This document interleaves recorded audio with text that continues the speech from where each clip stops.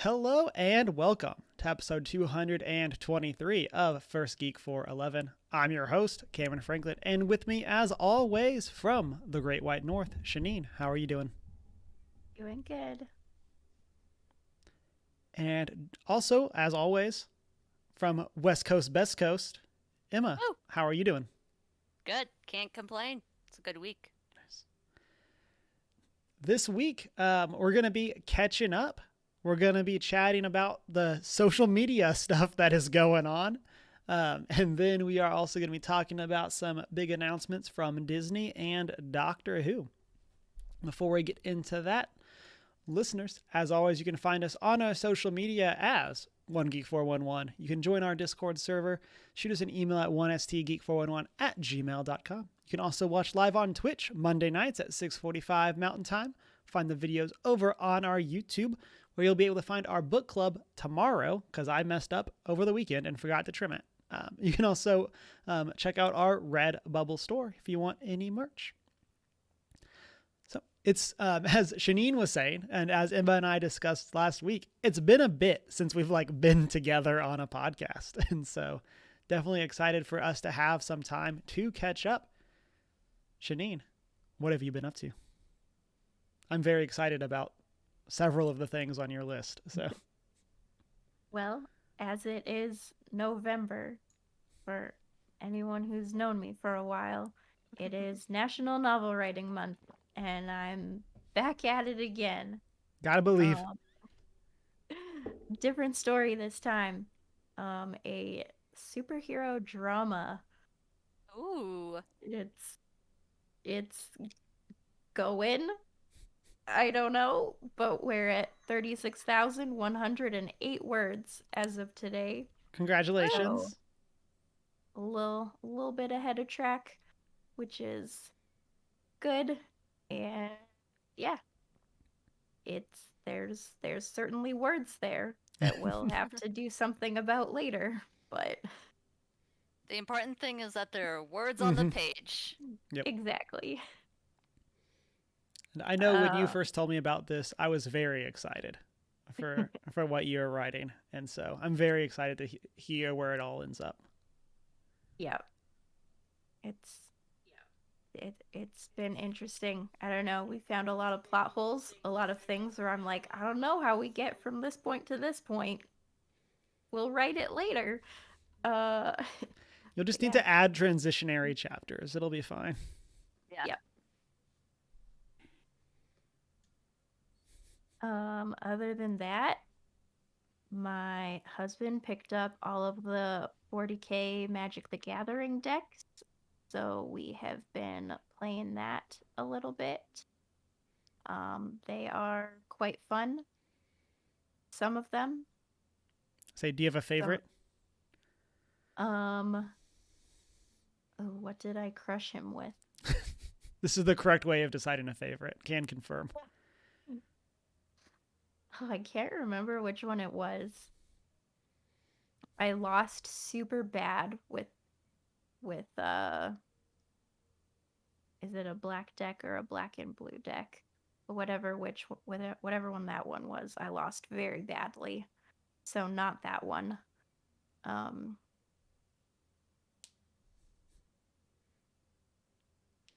And I know a while y'all were talking about getting remember. into 40K. Did y'all ever play Yeah, 40K? we're still working on it. We're Okay. like slowly getting the models for our armies and stuff, but Christmas Yeah. It's a coming. Christmas. process. Yeah. Yeah. Didn't ask as like a rush or anything. I was just curious to what was happening. So Yep. It is a long, slow process, but we are still moving in that direction. Um, yeah, I don't know. I'll take a look at the decks and post in our Discord which ones I'm super good with. And then, other than that, watching a lot of things. Dancing with the Stars, the finale is tonight, and it has been a wild season. I've enjoyed it. There have been some really cool dances. Um, one that I recommend just YouTubing the dance for everyone, whether you're interested in dance or not, is they had a deaf actor on, Ooh. and he has been really amazing. On 90s night, they did a dance where they cut out the music for about like 10 seconds and were just dancing to silence. And it was really, really powerful, kind of That's just awesome. to illustrate like how he experiences dance. And yeah, it was really cool to watch. So recommend watching that one. And yeah, there've just been some really super talented stars on, and Mark Ballas is back, so always good to see him. We watched What We Do in the Shadows season 3. Okay, I had no clue what this acronym was, but this is Yeah. what I was hoping it was. Oh I yeah. need to catch up. I'm still on season 1. Oh man, yes. It's just general ridiculousness. Yeah, it's just it's the And love snowball rolling down the hill, picking up steam. Yep. And like I I feel like love that. every season just like escalates. Like Yep. Yeah. Yeah, this season was not what I expected it to be. And they did some things. I don't know. It was crazy. choices Love were it. made. Yes. Aren't choices always made? Yes. Yes, indeed. It's like the I calculated the odds, but wow, am I bad at math? It's like that meme. Choices are always made. Sometimes they're good choices and sometimes they're bad choices. But Yeah. Yeah. and they are bad choices in this one that the characters make. They're great for the show, but bad for the characters. Yep. And we also went and saw Black Panther Wakanda Forever. What do you think? I have Spoiler free. thoughts. You have thoughts? I think, spoiler free, the way that they handled everything with T'Challa was incredible. Mm-hmm. They did a really great job with that. The rest of the plot could have used some work. Did you cry? I did. Okay, I did too. Yeah. It They got me. Yeah, it Oh, got me. they got me. They got me, and then I'm like, okay, we're out, and then they got me again. Yup. So, yeah, I might just go see it this week. you 'Cause should. I finally have time off. Courtesy of a American Thanksgiving.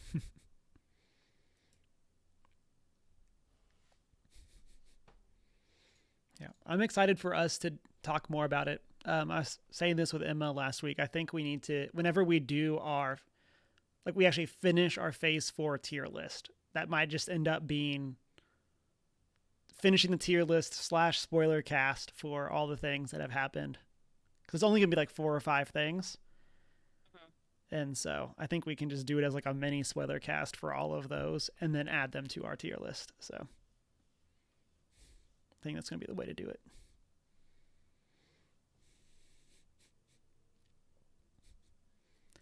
Emma, what have you been up to? Let's see. I've been playing a lot of God of War. A lot. Spent a lot of my weekend playing God of War. Things are happening. Things are exciting. Things are interesting. Things are heating up. Choices have also been made in that Choices game. have been made. So that's getting fun and interesting and fascinating. Excited to see where it goes. On Friday, I went to a Friendsgiving dinner thing at the Catholic Center on campus, and that was a lot of fun. To just have food with people. And I brought my grandmother's famous secret salad dressing, and it was a big hit, and that was super fun. And I spent a lot of the week watching the internet crumble yet again, this time on Twitter. We'll talk about that later. Yeah. And just waiting for things to go back to normal like they typically do. So that's been my week. For me, and also I'll say raising my hands here, so hopefully I can find it when I scrub through later. You can go check out last week's episode where Emma and I discuss our spoiler-free thoughts on God of War. And so, like Emma, I have also been playing more of it. We were talking pre-show. I think Emma is like one section ahead of me in the story or something like that. And so You were ahead of me for a while, and now I have gotten ahead of you. now the student has become the master. Yes. And so, yeah, we were talking through. It's very exciting because I don't know if I've actually like talked spoilers with anybody yet for the game. Because there's so much like dancing around of like, how far are you in the game? Oh, like what area? Okay, like I'm farther than that. What area are you in? What parts? Like that kind of thing. Yeah. And so like chatting with you pre-stream was like my very first time to like actually get to just like no holds barred discuss things. Yeah. And so, one of the podcasts I follow posted their spoiler cast today, and I'm like, how dare you? Oh. Like I want to watch it so bad. But I also will hopefully be done this week. So like, yeah, that's kind of what I'm aiming for too. It's to finish this week. And then we'll find time for our spoiler cast. Other than that, also been playing Sonic. I've said it before. I'll probably say it every time I talk about Sonic. It's my favorite kind of junk food game. Like, it's just like walk up, eat a bag of chips, walk away. Like, whereas like God of War definitely feels like a meal. Like, I want to like set aside time, make sure I have like the opportunity to play. Sonic is like, I don't know, what do we do? We went and collected these wrenches. Why did we collect them? Because they're there to collect. And that's kind of the thought process. And it's like figuring out how to get to all of these things and do all this stuff. And so still really enjoying Sonic. But it's funny, just like it's like so radically different than God of War. And then this past week, I also set a mission for myself. I started using GG app, which is like a way of like tracking games that you've played, track your backlog, that kind of thing. And it lets you make lists. And so one of the things that I've always wanted to do is like actually track and rank my like games of the year. And so I started doing that. It's a mess. I posted it in our Discord. I looked at it earlier today and I hate like the bottom half of it. Just like the way that it's organized, it's not remotely correct, like all of that kind of stuff. And so still got a month and change to actually like lock in my ratings, but that's where we're at right now. And so, but it's very fun to do. I also started trying to make my top games of all time, kind of in the idea of like this is how you get to know me, is like, here are the games that have impacted me. And I was talking to a coworker about this. It's very hard to do that. Of like, here are your 30 years of video games that I've really enjoyed, and how do they stack up to, like, how do you compare Pokemon Gold to The Last of Us Part 2? Yeah. Like, these are just such radically different things. And it's the like, do you rank them on like what they meant at the time to me? Where like Pokemon Gold was like the first game I put 200 hours in, where like I think I probably played that and like Pokemon games every day for, I don't know, say 3 to 4 hours a day. Like that's probably an exaggeration because I was doing other stuff, but like that's what it felt like. Where it's just like, that's what I did. I didn't play other games. I didn't do like, I just played Pokemon. Or is it like the narrative mastery that is The Last of Us? Like, how do you compare those things? Can they even be compared? Exactly. And it's like, how do you create this list? And yeah, it's just like, it's just chaos. And that one is even more just like, here's 25, 30 games or whatever that mean a lot to me that are just kind of thrown on this list and loosely organized. And so I'm also really struggling to not make it games that I've played that I like. That's like my other challenge of, it's like, oh, I really like this game, I'll put it on the list. It's like, oh, but is this like one of my top games of all time? I feel like I need to set a limit. Like it needs to be the top 20 games or the top whatever. Like it needs to be a hard number. Yeah. But I don't know. We'll see. Other things I can make a top list of. We're in the sitcom rotation, and this time we have started rewatching Schitt's Creek. And so here we are. I love it. We're on like episode 5.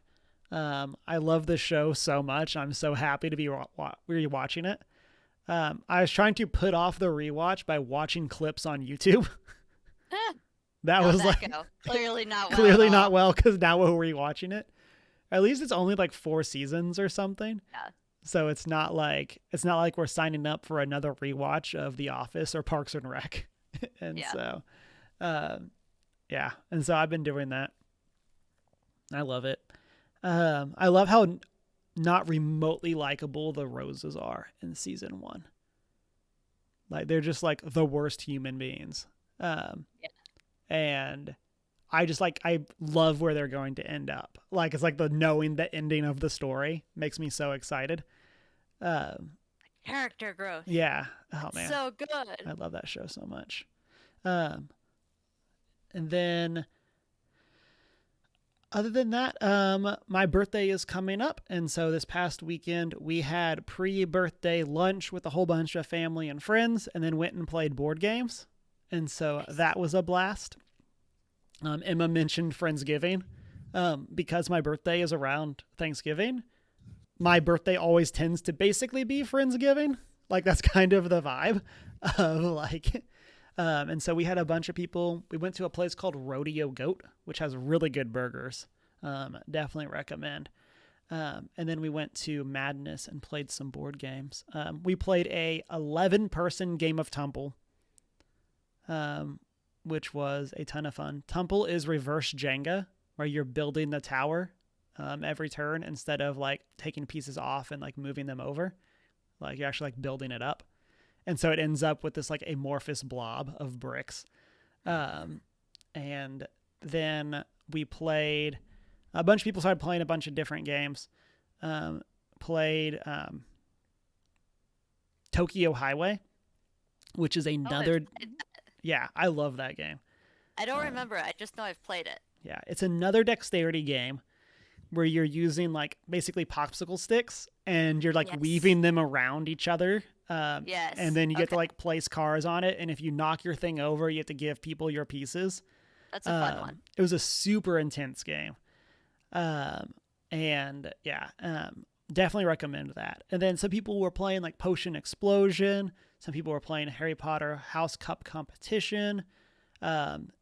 Really like every year just solidifies for me that my ideal birthday party is a convention. It's the like, and I don't know if this is like I feel like this is like the stereotypical, like I see this in my dad of like dad energy of like, I just want people to be having fun. Like, and I feel like that's what it is. Like not a dad, not remotely in the cards anytime soon, but like, I just feel like that's like I just want people to be having fun. Like, are they having fun? It doesn't matter that I didn't get to didn't get to play a game with these people. They were having fun playing a game, and that's what counts. And Cameron, I feel like you should, the next time you go to a convention, one of the days dress up as that, like the cosplay repair dad. yes. Who has like an actual repair kit of all of the things one could possibly use to repair a cosplay, and just like go around and help people fix their costumes. Yeah. Because that is perfect.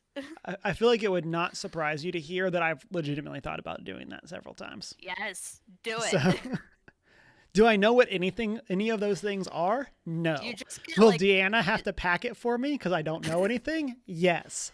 a but- mirror, some Gorilla Glue, some Yeah. tape, some acrylic paints, you Yeah. know. I'm just here to help. And so, yeah. So that was birthday or pre-birthday. It was a lot of fun. Definitely excited for post-birthday, which I'll talk about next week. So a little tease for that. So, but with all of that, listeners, let us know, or watchers, let us know what you've been playing over in the comments section or over in those Discords.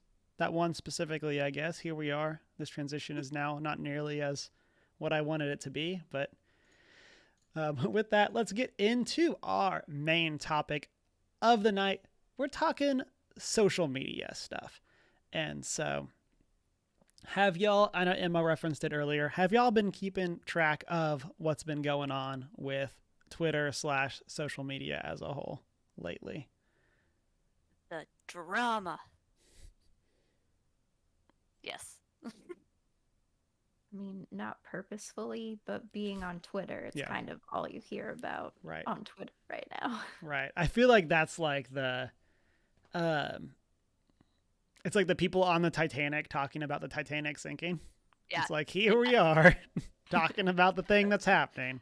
I'm going to complain about Twitter on Twitter. Yeah. And so with that, and our image that we put up on the stream is Hive, which is one of the potentially new social medias that's kind of coming into the forefront, which also is kind of funny because it's like, what are people doing on Twitter today? Talking about a different social media. Here we are. Here we are. And so, as like a very high level bit of background, Elon Musk bought Twitter for a whole bunch of money, arguably way more than anyone should have to spend. And then he laid off a bunch of people and then they attempted to hire people back because it turned out they needed those people, some of those people, and then gave the company an ultimatum of like being on board for future Twitter, and a bunch of people did not take the ultimatum and were let go. And so here we are. That's like the very high level of what's going on. There's also been like, so you can now pay to be verified. Oh yeah. So that's the actual like corporate side of it. Then, and then there's all this stuff that actually has to do with Twitter. Like the fact that you can pay to be verified, which is leading to like all of these fake accounts paying to get verified and then posting stuff that like the actual company would never do. But it did give us a very fun meme format of like the actual verified versus briefly until people started getting banned. Yeah. And so trying to think about, and then we didn't see that coming at all. Yeah. Also, there's seemingly as a rise in hate speech on the platform. Here we are. And so that's also actually unfortunate. Yeah. And that's like all the other ones are kind of funny, but like this is the one that's like, well, the other ones, the meme things and the Twitter verified, people losing their job is not funny. Yeah. But yeah, the verified thing is funny. But then this one is like, oh, and now Twitter's potentially becoming a hostile place for people to actually be. So here we are. So that's kind of led to people on Twitter trying to find out a good social media place to go instead. A bunch of people talked about Mastodon. And I gotta say, between Mastodon and Ragnarok, I cannot get that middle vowel correct. Like, whichever one it is, I always get it wrong. There we go. I don't know what part of my brain cannot figure it out, but like, wow. And so kind of with all of that, have y'all taken a look at Hive or Mastodon or any of these other social media platforms? Yes. I exist on both Mastodon and Hive. As I've said before, I'm in the Discord. Thankfully, I am not prepared. I am still very much unprepared.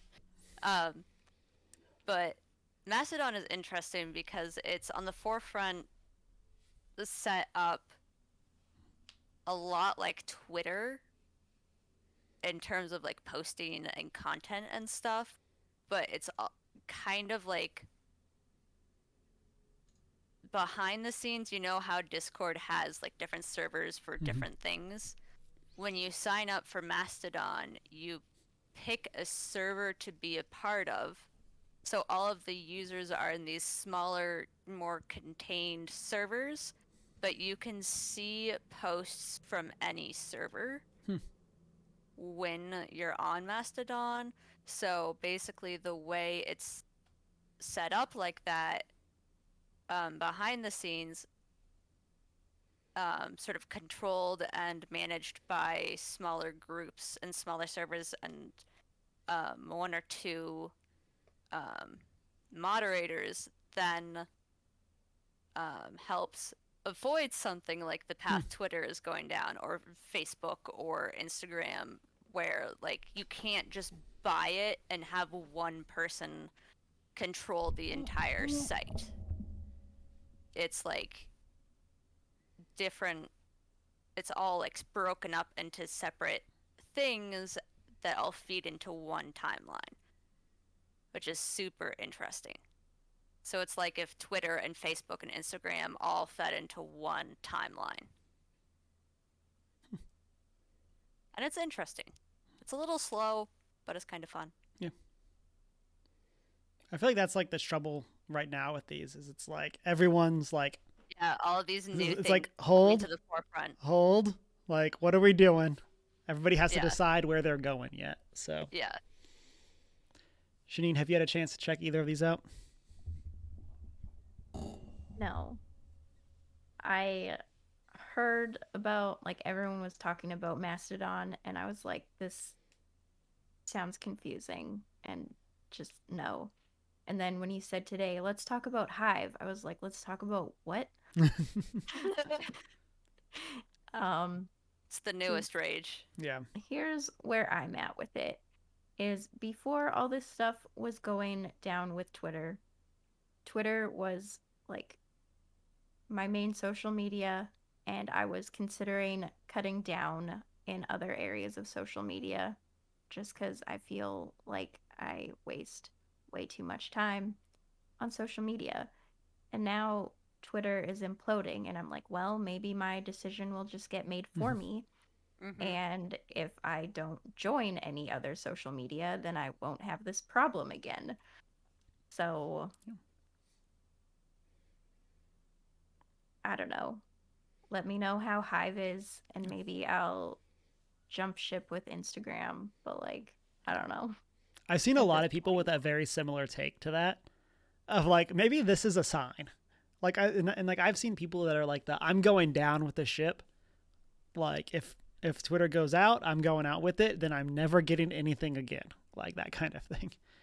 And so I think that there's definitely a lot to that from a positive perspective. I do have to say the one thing I'm grateful for in all of this is like, absolutely, yes, it's great to like, I've definitely like, even though I have these new things on my phone, like I just haven't spent a lot of time on them. So like, absolutely same boat there. Like, this really has sort of forced me to get off Twitter because I spent way too much time on there. But I'm also kind of grateful that I never deleted my Tumblr account so that I can still like stay kind of up to date on all of the nerdy content that like, I basically turned my Twitter feed into a Tumblr feed when I stopped using my Tumblr, but now that Twitter's going downhill, like, at least I still have my Tumblr to get some of that fan art and stuff. Mm-hmm. So I like to support the independent artists and everything. So. Yeah. So for me, I did move over to Hive. I'm Hugh Marwitzel over there as well. It's something. Like, I feel like it definitely has. It's crazy to like look between the platforms of what each of them does really well. Where like Hive definitely feels like a mix of like Instagram and Twitter, where it seems to be very photo focused, but you can still do these, like, you don't have to have a photo compared to Instagram, where like on Instagram, you'll get posts that really don't have anything to do with what the photo is about. You just have to have one. So people post one. And so like, that's kind of cool. Versus I feel like Twitter has kind of struggled with that of how does it bring in that content versus the actual post kind of thing. But wow, I did not realize how good discoverability was on Twitter. Yeah. Like when you start Hive, it has you pick your interest, and I picked gaming because, you know, here I am. And I clicked on the gaming thing, and there were 3 photos. And I was like, "This is it." Like this is Aw. like you had me pick this when I created my account, and there's only 3 things here. Like what's going on? I'm so confused. And so like that's something that's like definitely in my like maybe this is the moment because I feel like new social media is the me being old man yelling at clouds. Like this is the thing that I'm like it's not even that like I'm a purist or an apologist for like these things. I just don't want to figure out a new one. And like I was the same way like in college, like when Twitter was taking off. I was like in that same boat of I was like, you know what? I can post like 140 characters on Facebook. Like here we are. I was that person. And I eventually caved and moved over to Twitter as like my primary social media. Um but like oh, man, it's just like, man, can't we all just be in one place? Like Without it getting bought out by yeah, some without it rich imploding. person and who just runs it into the ground, Yeah. you know. And so like I'm in the camp of like I really hope that we don't need Hive and we don't need Mastodon. We can just stay where we are. But I am getting prepared for what happens when that does not occur. Um, so yeah, here we are. So, um, but listeners, we do want to hear what social media are you all on? If you're on Mastodon, you can find Emma. If you're on Hive, you can find both of us. If you're on the normal places, you can find Shanine. So, but kind of out of that, I was thinking, what to y'all, what is your most used social media? And then, like, what makes a good social media platform to you? I use primarily Twitter, and a close second is Instagram because a lot of people in the world I exist in use Instagram to stay in touch. So Instagram is used heavily by the entertainment business, long story short, for staying in touch with people, which is primarily why I still use it. Um, but Twitter I use the most because it's got the good news, like tabs, whatever you want to call them, the discovery tabs, and like actual valuables, like you can double check resources and everything, um, which like has been what's made it a good platform for me in terms of like being able like it gives you both news. It's creepy that it gives you news that it knows you'll like, as well as News the it knows you general won't like, so that news it knows you won't like, but it's like you've got the for you news and then the trending news of like here's the news that like doesn't really relate to you, but that a lot of people are talking about. So like it's been fun to like see the things that Twitter knows I'll like.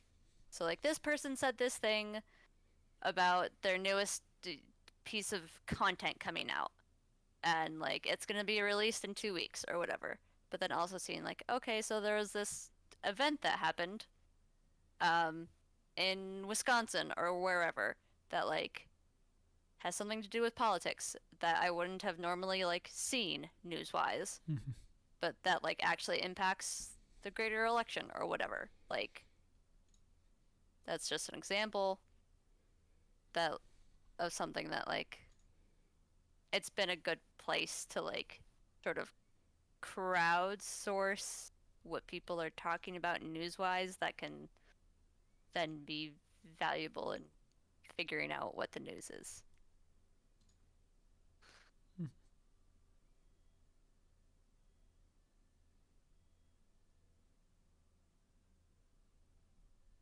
Ooh. Shanine, what about you? Uh, well, like I said, Twitter has been my main social media. Um, I don't know, it works for me because it is words and I like words. I never don't knew that have to about you. make them You don't say. look pretty. They can just be words. Um, I don't know if I know what makes a good platform, but what made Twitter good for me was that I was able to find my people there. Like, I made more connections with people on Twitter than anywhere else. Um, Mm-hmm. I can't remember if I connected with you, Cameron, on Twitter or Instagram first, but somewhere, I feel like it was Twitter, but I could be wrong. Yeah. probably Twitter. And like my writing group, I connected with all of them on Twitter. Just like so Mhm. many other geeky people. So many. Mm-hmm. Yeah. For me, like in terms of like regular use, it's probably Discord. And like, if this will get into what I think is one of the most important things for a platform, but if finding new people was easy on Discord, I would probably be all up for it. Because like, because after that, it's probably Twitter for me. In terms of like actually posting. I've been like a long time Reddit user, but I'm mostly a lurker. Like, um, and so like it's pretty much Twitter for me. But like the main thing is kind of to what you were saying, Shanine. It's like you can find your people, you got your geeky Christian Twitter, you've got your cottage core. I don't know why that was the next thing that I thought of, but like Had a little bit of that. you have your like video game influencer Twitter, like, or video game personalities. Like it's so easy to find those YouTuber niches. Yeah, personality types. yeah, exactly. And it's like it's so easy to find those like niches, and it's like, oh well, okay, I just need to now follow these 8 people or whatever, and kind of grow like your network that way. Compared to Discord, where it's like it's just so hard to like find a new place. Of like every Discord that I'm in, it was because I found it somewhere else. Like there was never a like, oh well, people in this Discord also go over here. Like I've done that some with some people. Of like we have a like Christian Magic the Gathering player Discord.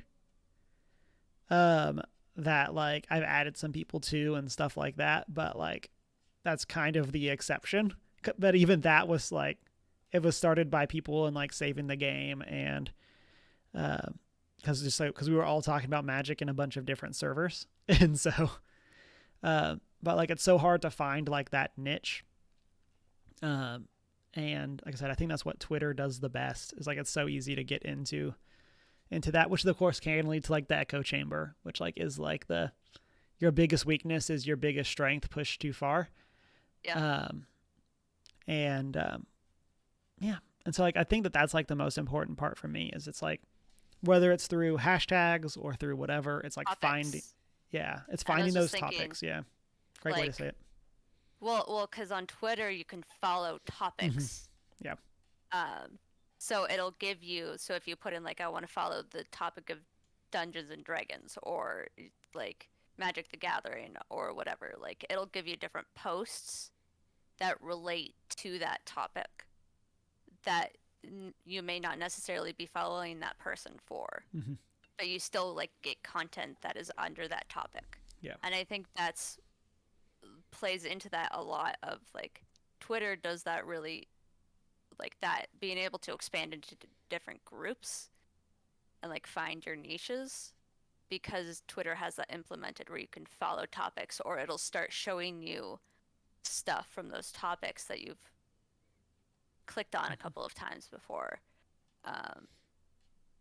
which like the other platforms kind of do, but not as effectively as Twitter does. Mm-hmm.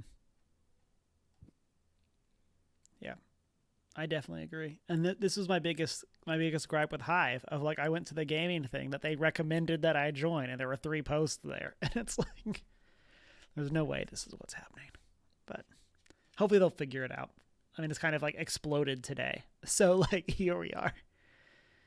But yeah, so here we are. We'll find out where we're gonna be. Who knows what social media platforms we'll be using, but we will do our best to be in places. And so but yeah, with that, we do have some other news to discuss. It was announced today, I clicked the wrong thing, that Bob Iger is returning to Disney as the CEO. He was away for about a year and then has now been asked to return. And so, about 2 years. Sorry. He's replacing his replacement of Bob Chapek. And so this is something that, honestly, I was watching TikTok with Deanna earlier, and it seems like everyone's excited for. Like, a lot of people seem to have really not liked Chapek's decisions. He also, from what I've heard, came off as abrasive to people that worked there. And so, like, a lot of people didn't necessarily like him. And so people seem very happy that Iger's coming back, and it's leading to a bunch of memes. And if we learned anything from the Twitter Blue thing, I'm up for anything that leads to memes. And so any sort of drama, any sort of chaos, just give me memes and I'm all on board. So, but did y'all see this announcement? And if so, what do y'all think of Bob Iger's return? I heard a couple of people talking about it before my class today. The only contribution I can really make is it sounds like this other guy is a lot like Chris Chibnall, the showrunner for Doctor Who. People just weren't happy with the choices he made. And that's the closest that I can get to it. It was just like, I have no opinions other than this guy sounds like this other guy. But hopefully things get better. In chat, Deanna says good riddance. Yeah. Shanine, what do you think? I mean, this is the first I am hearing of it. I don't know. If people are excited about it, then great. I don't know. Why did he leave the first time? I think he retired the first time.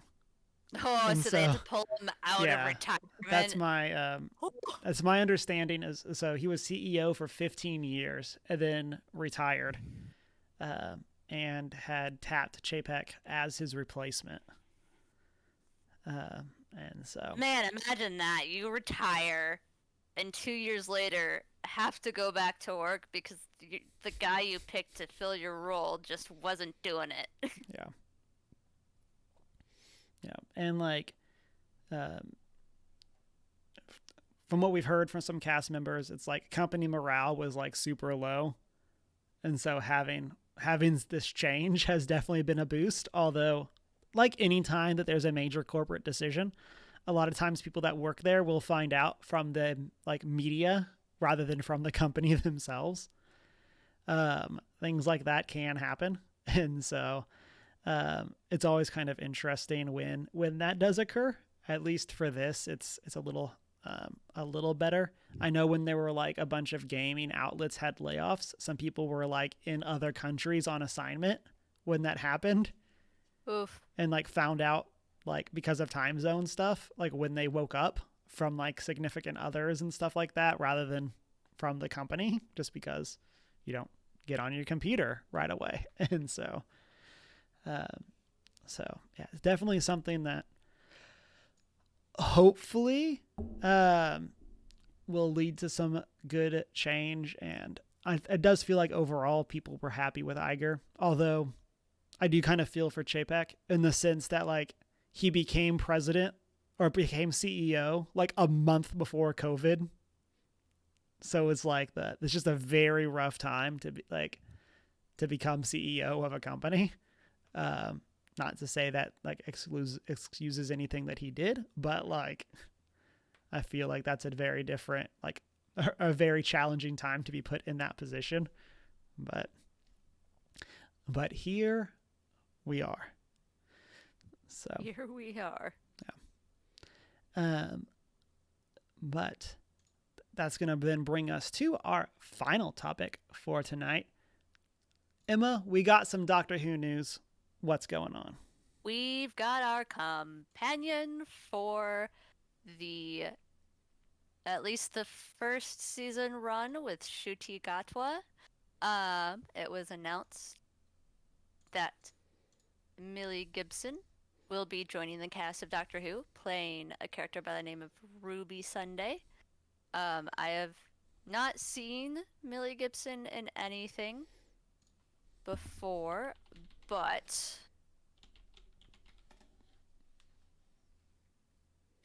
let's see what Google says. Yeah, I'm looking up her IMDb right now. She was in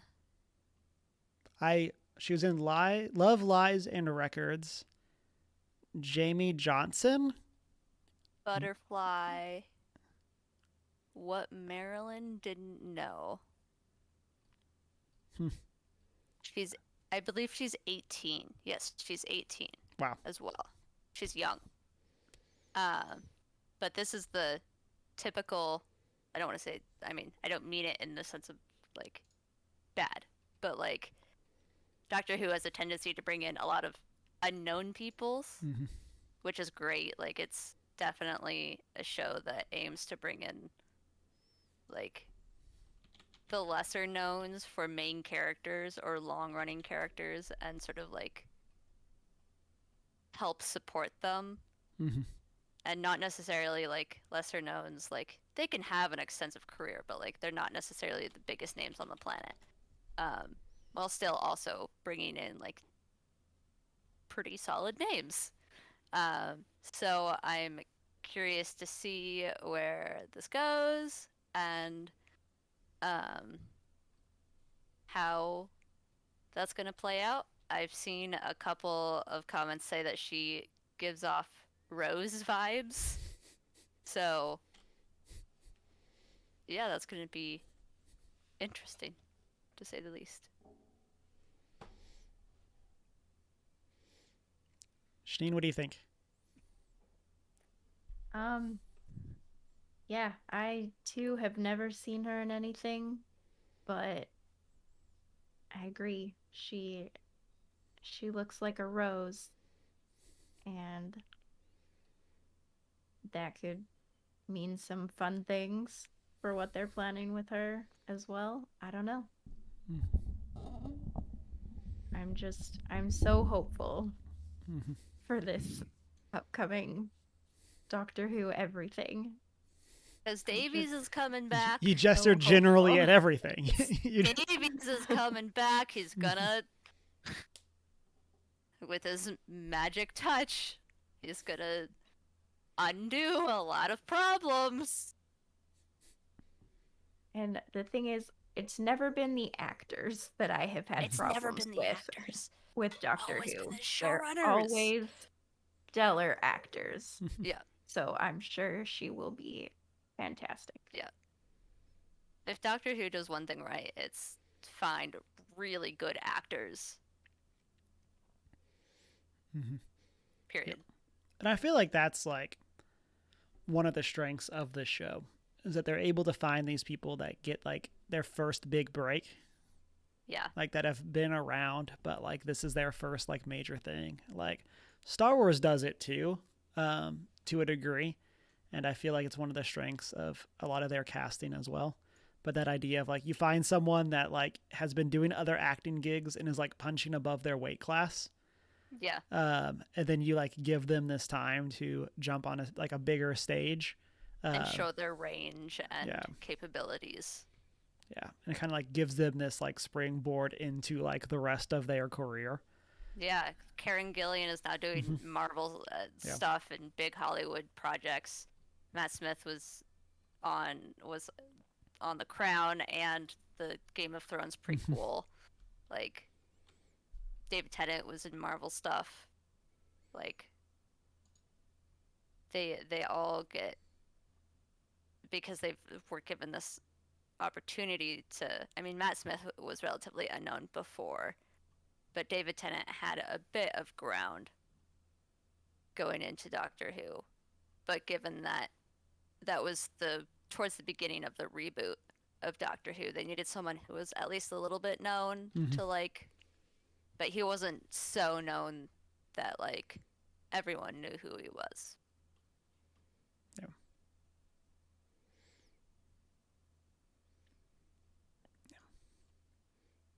So we'll see. Do we know when is this happening? So the 60th anniversary stuff starts at some point this month. Okay. It's a 3 or 4 episode special with, I don't know if I can say anything. Shanine, have you finished Regeneration? Such, do you know things that have happened? Feel like the last one I saw was the New Year's Eve episode. Well, things happened. There's like a 3 episode. Technically, Jodie Whittaker has regenerated, but it did not turn out the way we expected. I will put it that way. And there's like a 3 or 4 episode special dealing with that regeneration, and then going into the new season in December, I think. Yeah, I'm trying to like go through and see if I can figure it out. I'm not entirely certain. Yeah, so we have yeah, Series 13 consists of a single story arc subtitled Flux. The series dealt with a universe-ending anomaly called That's Flux. the series that has come out already. That's been released. Oh yeah, that's 2021. Yep, misread the years. You win this round, Emma. That's because I keep track of this stuff. Yes. So basically,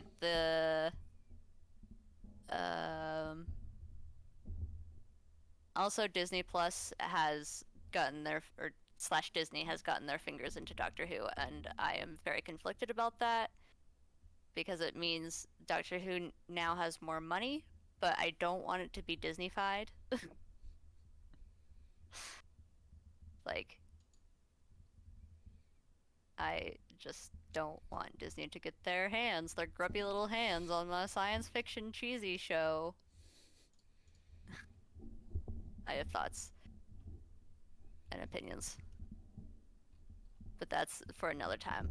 So all I'm getting is that the 60th anniversary stuff is happening November 23. Okay. And will be broadcast on BBC One in November of 2023 in Ireland and on Disney Plus internationally. Okay. So we got a bit then. So we've got a bit.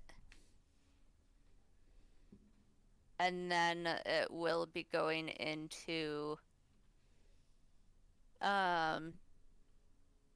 the 14th season will premiere then on the 23rd, November 23rd, 2023. Okay. So they probably doing like a 3 episode, like almost like prequel, basically. Yeah. It's like, essentially. Yeah. If it's like this will then be the thing that kicks off the arc.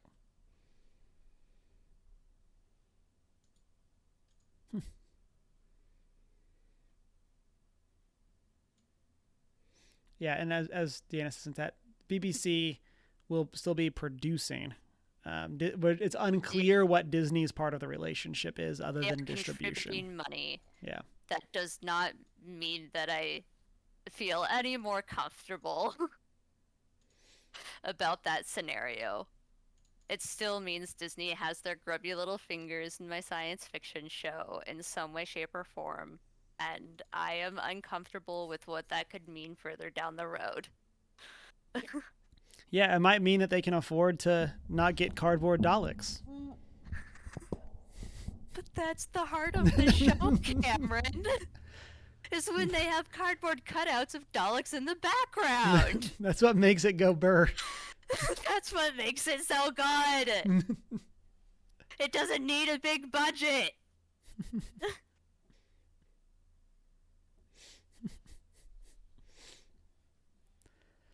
Nothing needs a big budget if you try hard enough.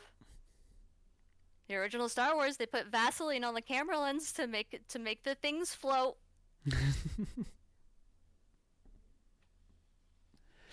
Yeah, that's going to wrap our news and discussion topics for this week. Last week we did our book club, and at the time we had not picked a book to announce for our December book club. But since then we have decided. Shanine, what are we doing for our December book club? Right. Since everyone was so salty that we didn't do graphic novel summer, we're doing graphic novel winter. Yay! Winter for me. And we will be reading Snow Glass Apples. This is based on a short story by Neil Gaiman and is adapted and illustrated by Colleen Doran. I'm very excited about this. And so like the summary, like Me too. the very short summary is a chilling fantasy retelling of the Snow White fairy tale. So I'm excited, particularly because A, I believe it was just dropped off, and B, Snow White was my favorite Disney princess growing up. So I am going to wander through the house to go get my book, since we are speaking about it. Yes.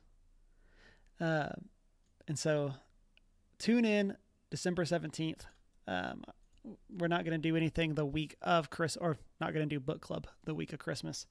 And so that's why we're going a week early again. And so very excited. I just ordered mine because I'd forgotten to do so. And so as we continue graphic novel winter. And so My book has come, you guys. But with that, that's going to be the end of episode 223. Thank you, everyone who tuned in, watched live, watched over on YouTube. Appreciate you all.